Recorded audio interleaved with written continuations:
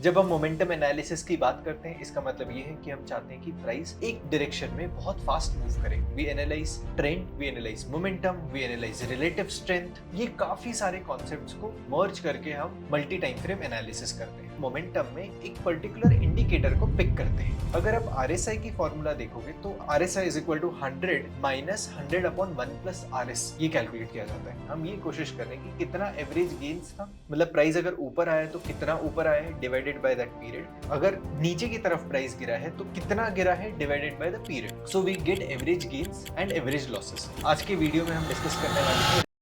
Welcome to this learning video. मेरा नाम है कौशिक और आज के वीडियो में हम डिस्कस करने वाले हैं multi time frame momentum analysis.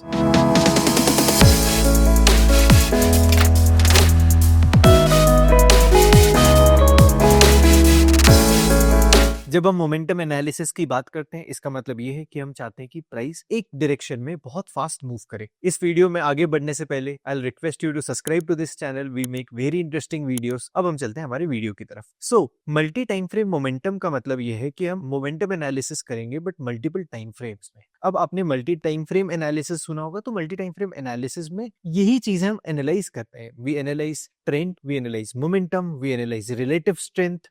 ये काफी सारे कॉन्सेप्ट्स को मिक्स एंड मैच करके या मर्ज करके हम मल्टी टाइम फ्रेम एनालिसिस करते हैं। Generally multi time frame analysis basis trend काफी पॉपुलर है। मतलब प्राइस एक सर्टेन मूविंग एवरेज के ऊपर ट्रेड करता है on monthly, weekly and daily time frame, we consider it to be bullish. वैसे ही मोमेंटम की जब हम बात करते हैं तब हम मोमेंटम में एक पर्टिकुलर इंडिकेटर को पिक करते हैं। मोमेंटम के काफी सारे इंडिकेटर्स हैं। रिलेटिव स्ट्रेंथ इंडेक्स है, एडीएक्स है, एमएसीडी है। All of them give us understanding of momentum. आज के वीडियो में हम डिस्कस करने वाले हैं रिलेटिव स्ट्रेंथ इंडेक्स। अब multi time frame momentum analysis से पहले ये समझते हैं कि रिलेटिव स्ट्रेंथ इंडेक्स क्या है। सो रिलेटिव स्ट्रेंथ इंडेक्स एक मोमेंटम इंडिकेटर है जो हमें ये बताता है कि प्राइस कितना फास्ट एक डायरेक्शन में मूव कर रहे हैं। और इसकी बहुत इंटरेस्टिंग फॉर्मूला है। अगर आप आरएसआई की फॉर्मूला देखोगे तो आरएसआई में RSI is equal to 100 minus 100 upon 1 plus RS, ये कैलकुलेट किया जाता है। 100 डिवाइडेड बाय 1 प्लस आरएस, ये देख रहे हैं, that is a very core part of this momentum indicator. हम एक आरएस की वैल्यू कैलकुलेट कर रहे हैं। ये आरएस का वैल्यू मतलब ये होता है कि it is average gains divided by average losses. तो ये इंडिकेटर हमें क्या बता रहे हैं? जनरली मैं इंकरेज करता हूं कि आपको इंडिकेटर के डेप्थ तक, फॉर्मूला के लेवल तक पता होना चाहिए so that you can use it well. जब हम average gains divided by average losses कर रहे हैं, इसका मतलब ये है कि जो भी एक पर्टिकुलर पीरियड पे हम रिलेटिव स्ट्रेंथ इंडेक्स कैलकुलेट कर रहे हैं, हम ये कोशिश कर रहे हैं कि कितना एवरेज गेन्स था, मतलब प्राइस अगर ऊपर आया तो कितना ऊपर आया है divided by that period, divided by average losses which is अगर नीचे की तरफ प्राइस गिरा है तो कितना गिरा है divided by the period. So we get average gains and average losses. जब हम उनको डिवाइड करते हैं तो हमें रिलेटिव स्ट्रेंथ मिलता है। वही रिलेटिव स्ट्रेंथ को कैलकुलेट करते हैं हम आरएसआई की फॉर्मूला में उसे ऐड करते हैं। अगर हमें समराइज करना है इसको तो ये समझना पड़ेगा कि हम ये कंपेयर कर रहे हैं at any given point in time कि प्राइस कितना ऊपर जा रहा है विज़ कितना गिरता है। अगर ऊपर जाने का रेशियो ज्यादा है विज़ नीचे गिर रहा है उसका रेशियो, इसका मतलब आरएसआई की वैल्यू ऊपर जाएगी। और अगर एवरेज लॉसेस ज्यादा है तो प्राइस नीचे की तरफ गिरेगा या आरएसआई का जो इंडिकेटर है वो नीचे की तरफ आएगा।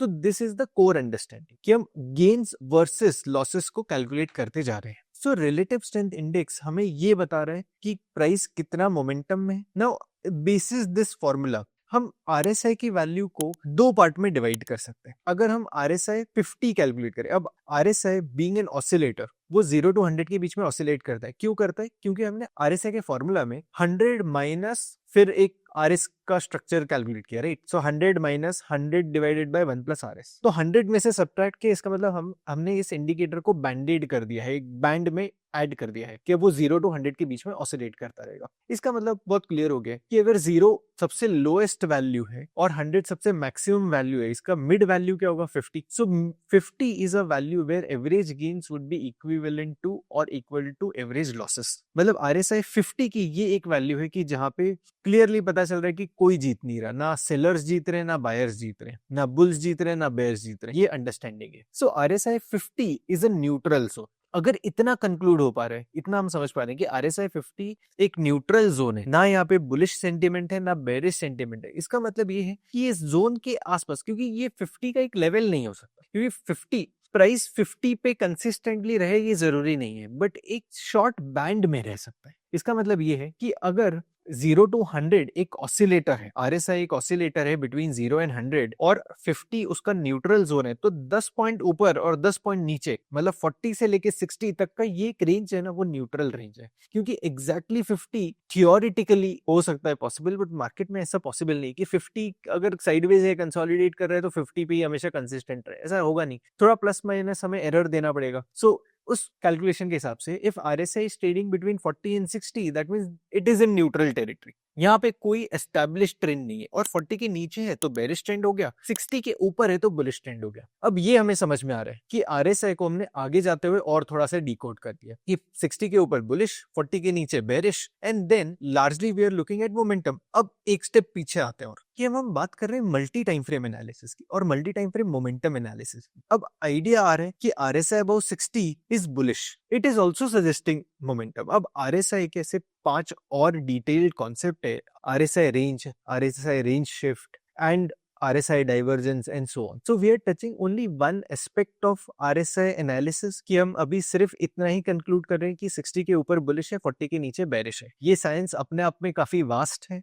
विलीज वाइल्डर ने इसको इन्वेंट किया ये इंडिकेटर को, और उन्होंने इसको काफी अच्छे से डॉक्यूमेंट किया है, मल्टीपल केसेस के साथ डॉक्यूमेंट किया हुआ है। हम उसका सिर्फ एक एस्पेक्ट आज स्टडी कर रहे हैं। सो इसके बाहर भी बहुत सारा नॉलेज है जो हम और गेन कर सकते हैं इस कॉन्सेप्ट पे। So again coming back to the concept which is on multi time frame. तो RSI above 60 on 3 time frames can help us determine whether there is momentum or not on multi time frame. So जैसे multi time frame analysis में हम करते हैं, हम 3 time frames identify कर लेते हैं। It can be either monthly, weekly and daily, or it can be weekly, daily and 75 minute or 2 hours chart. अगर हम और थोड़े छोटे टाइम फ्रेम में आ जाते हैं तो हम ये देख सकते हैं कि daily time frame, 75 minute chart, 15 minute chart. तो डिपेंड करता है कि आप किस तरीके की ट्रेडिंग करते हो, बट आमतौर पे अगर हम स्विंग ट्रेड की बात करते हैं तो we use 3 time which is monthly, weekly and daily. So assuming that we are looking from a swing perspective, so RSI above 60 is suggesting that price is in bullish trend and in bullish momentum क्योंकि 60 के ऊपर है। वैसे अगर मैं weekly time frame पे आ जाऊं तो भी वो RSI above 60 हो गया एंड बुलिश ट्रेंड में। सो 2 टाइम फ्रेम में बुलिश ट्रेंड में। अगर smaller time frame, daily time frame भी 60 के ऊपर आ जाता है, इसका मतलब ट्रेंडिंग मार्केट की शुरुआत हो सकती है। So it can be a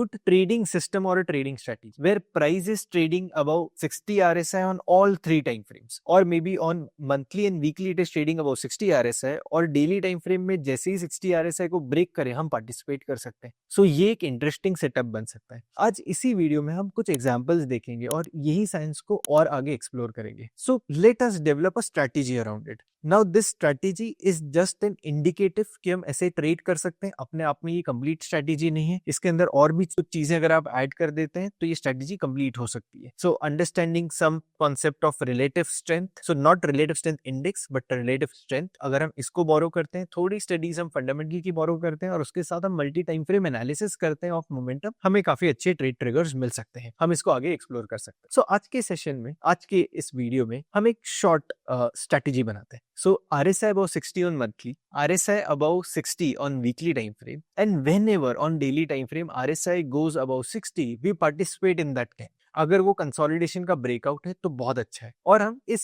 stage में सुपर ट्रेंड हमारा स्टॉप लॉस रखें। इसके साथ हम और कुछ ट्रेडिंग सिस्टम्स भी ट्रेड कर सकते हैं। अब मैं ये बता रहा हूँ कि कैंडल 60 RSI को जैसे ही क्रॉस करेगी हम पार्टिसिपेट कर सकते हैं। तो ये एक ब्रेकआउट कैंडल के कॉन्सेप्ट के थ्रू जा रहे हो कि 2 टाइम फ्रेम ऑलरेडी बुलिश है which is monthly and weekly. Daily में जो कैंडल 60 के ऊपर जाएगी that is a breakout candle, वो कैंडल में हम पार्टिसिपेट करेंगे, सुपर ट्रेंड को स्टॉप लॉस रखेंगे और जब तक ट्रेड चल रहा है हम पार्टिसिपेट करेंगे। This can be one entry trigger. दूसरा एंट्री ट्रिगर हो सकता है अगर आप टर्टल ट्रेडिंग सिस्टम के बारे में जानते हैं तो turtle trading system 2, turtle trading system 1 जो ये कहता है कि आप 20 डेज के ब्रेकआउट में पार्टिसिपेट करेंगे and you will keep 2 times the ATR as stop loss. वो कॉन्सेप्ट के थ्रू भी इसको ट्रेड कर सकते हैं। अगर आपको टेक्निकल एनालिसिस और अच्छे से आता है और आप कैंडलस्टिक में और पैटर्न्स को जानते हैं which is triangle pattern, rectangle pattern, they can be also used as an entry trigger. आज के हमारे वीडियो में इसको थोड़ा सा सिंपल रखते हैं। सो अब हम चलते हैं चार्ट्स की तरफ और ये इनको और थोड़े एग्जाम्पल्स के थ्रू समझते हैं। तो मेरे सामने एक चार्ट है विच इज APL अपोलो। अब ये जितने भी हम एग्जाम्पल्स ले रहे हैं वो 90 डेज पुराने हैं which is complying with SEBI's regulation. So we are looking at historical data. अगर हम इसमें आ जाते हैं, लेट अस ऑब्जर्व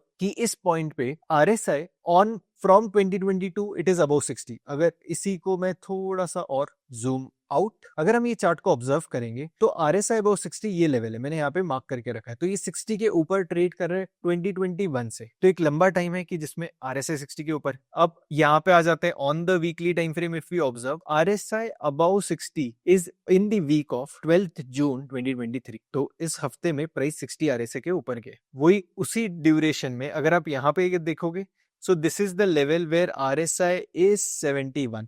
मतलब इसके बाद RSI 71 के ऊपर गए तो ये एक हमारे लिए ब्रेकआउट कैंडल बन गई है। अब मैंने आपको कहा था कि सुपर ट्रेंड हम एक स्टॉप लॉस की तरह इसको कंटिन्यू करेंगे, तो मैं सुपर ट्रेंड को प्लॉट कर देता हूं चार्ट पे। So if we closely observe तो RSI above 60 is on 12th of June 2023 on the weekly time frame. उसी टाइम पे अगर हम इधर चले जाते हैं 12th ऑफ जून, इस कैंडल में RSI इज 71.16, मतलब ये क्वालिफाई कर रहे हैं, सुपर ट्रेंड भी बुलिश है। तो ये कैंडल हमारे लिए एक लॉन्ग कैंडल बन गई है कि हम इस पे लॉन्ग जा सकते हैं सुपर ट्रेंड को स्टॉप लॉस रखते हुए। तो अगर इसी कैंडल में, अब मैं इसको थोड़ा मार्क करके दिखाता हूं कि इस कैंडल पे हमारी एंट्री होती है and we would have exited somewhere here. So in 70 trading days और 100 days the stock has moved by 27%। तो 27% का इसने मूव दिया है क्योंकि हमने एक बुलिश कैंडल में हमने पार्टिसिपेट किया। अगर आप टर्टल ट्रेडिंग सिस्टम को जानते हैं तो टर्टल ट्रेडिंग सिस्टम कहां से बन सकता है? From this candle to this candle if you observe this are 20 candles. ये 20 दिन का हाई ब्रेक हुआ, यहाँ पे पार्टिसिपेट हो सकता है कीपिंग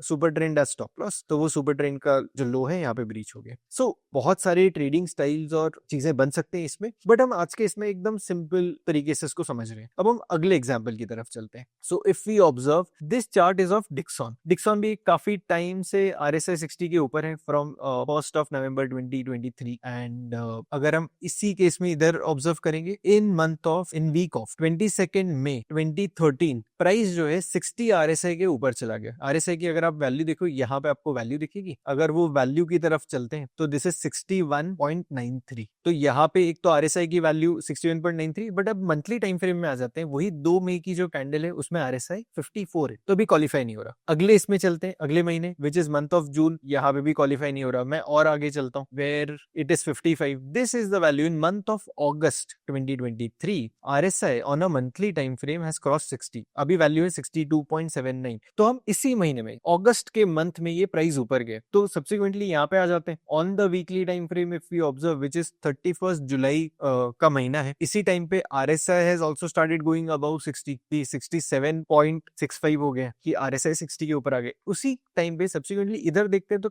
ऑलमोस्ट 1st ऑफ अगस्त और इधर the super trend is bearish, super trend bullish हो गया और RSI की वैल्यू अबव 60 इस कैंडल में गई, जहां पे सुपर ट्रेंड भी बुलिश टर्न हो गया and RSI value is 63.81। So this is the candle which give us an opportunity to go long on 3rd of August 2023। अगर वहां से ऑब्जर्व करते हैं, इसके मैं हाई से मार्क कर देता हूं कि फ्रॉम अज्यूमिंग कि हमने हाई पे पार्टिसिपेट किया, it has broken the super trend, bullish हो गया, कैंडल भी क्लोज हो गई एंड सो ऑन। और अगर यहाँ से यहाँ पे ऑब्जर्व करेंगे सो 58 डेज में the stock has moved by 15%, right. So अगर आप उस लॉजिक से देखेंगे ना तो निफ्टी का जो ओवरऑल रिटर्न है वो 12% है on an average. Total return to index approximately 12.5% है। अगर उस हिसाब से एक साल के पीरियड में, अगर उस हिसाब से अगर आपको 60 ट्रेडिंग सेशंस में 15% रिटर्न मिलता है तो you are outperforming the benchmark, right. Maybe in absolute terms आपको रिटर्न ये कम लग रहा है, बट ऐसे लॉजिक में देखेंगे तो बहुत शॉर्टर स्पैन ऑफ टाइम में ये मूव कैप्चर हो रही है। Again there are few things to keep in mind कि बहुत सारे स्टॉक्स ऐसे मूव नहीं करते हैं, बहुत स्मॉल पोर्शन है जो इस तरह से मूव करते हैं। Our intent is to capture that kind of momentum, इसलिए हम multi time frame momentum analysis कर रहे हैं कि जब मोमेंटम एस्टैब्लिश हो जाए उसके बाद हम पार्टिसिपेट करें। अब हम एक और एग्जांपल की तरफ चलते हैं। अब ये थोड़े से हिस्टोरिकल डेटा है, इसलिए हिस्टोरिकल चार्ट्स पे हम देख रहे हैं। Now this is TVS motors on monthly time frame, RSI is about 60 from 2nd of May 2022, तो इस टाइम पे है। अब थोड़ा कॉन्टेक्स्ट भी आपको जरूरी है कि 2022 में ऑटो स्टॉक्स जो है वो चलने शुरू हुए थे, एक मोमेंटम उसमें बिल्ड हो रहा था। उससे पहले अगर आप देखेंगे the stock was consolidating from 2017 to 2022, तो अपने आप में ये एक मल्टी ईयर ब्रेकआउट भी था और उसके साथ RSI अबव 60 आ रहा था, तो ये भी एक कॉन्टेक्स्ट है। उसके बाद अगर हम इसमें ही और जूम करते हैं and if we go to in month of May 2022, RSI went above 60 in the week of 23rd May 2022। कि RSI की वैल्यू है 64.13। इसी पीरियड में 23rd के आसपास यहाँ कहीं देखते हैं तो अब RSI की वैल्यू है 66, कि अब सारे जो है वो 60 के ऊपर चले गए। डेली टाइम फ्रेम हमारा ट्रिगर बन जाता है एंट्री करने का, विच इज 22 ऑफ May। यहाँ पे हम ऑब्जर्व करते हैं तो ये वैल्यू जो है RSI की 66.13 है। From logic point of view monthly time frame पे 60 RSI क्रॉस हो गया, वीकली टाइम फ्रेम में क्रॉस हो गया, डेली टाइम फ्रेम में ऑलरेडी 60 के ऊपर ही था और वो अब कंफर्म भी हो गया क्योंकि बड़े टाइम फ्रेम भी अलाइन हो गए। अब यहाँ से ये ट्रेड चलना शुरू हुआ है डेली टाइम फ्रेम पे। If you observe, this is the candle from